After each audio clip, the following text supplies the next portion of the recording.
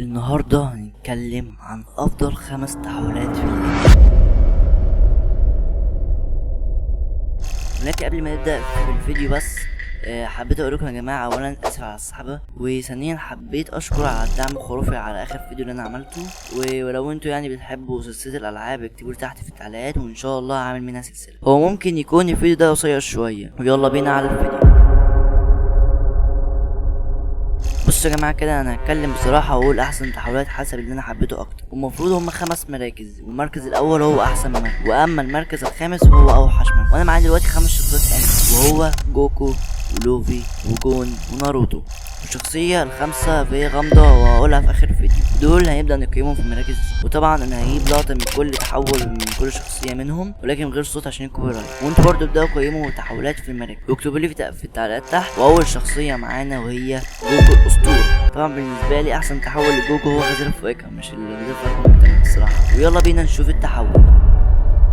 وطبعا مش هقول رأيي دلوقتي، بل هقوله في آخر فيديو. الشخصية الأسطورية اللي بعدها هي ناروتو. طبعا تحول ناروتو أسطوري جدا، ويلا نشوف التحول تبعه.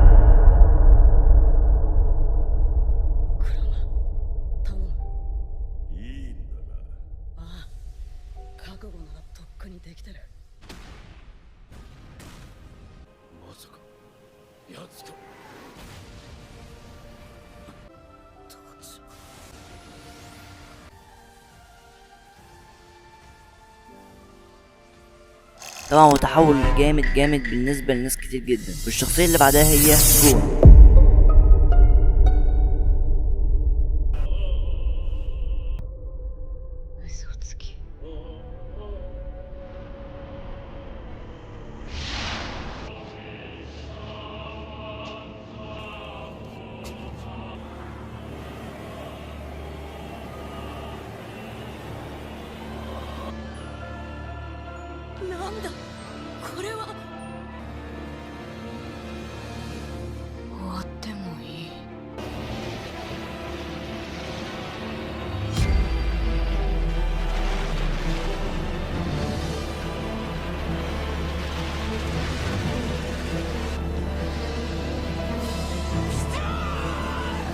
طبعا جون التحول بتاعه كان جامد جدا، وحتى انا ذات نفسي حبيت التحول بتاعه. ندخل على الشخصيه اللي بعدها، وهي شخصيه الكل بيحبها جدا، هو لوفي. طبعا انا حبيت اني اخليه رابع واحد عشان خامس شخص تنصدمه لما تعرفوا انه هو، ولكن هو بيتحول للجيل الرابع لسنيك مان. طبعا تقول لي ازاي المفروض الجيل الخامس، ولكن انا احب اقول لك انه في ناس كتيره بتحب التحول ده لانه كان في ارك بيج مام في معركه كاتوكول الاسطوري. ويلا بينا نشوف التحول.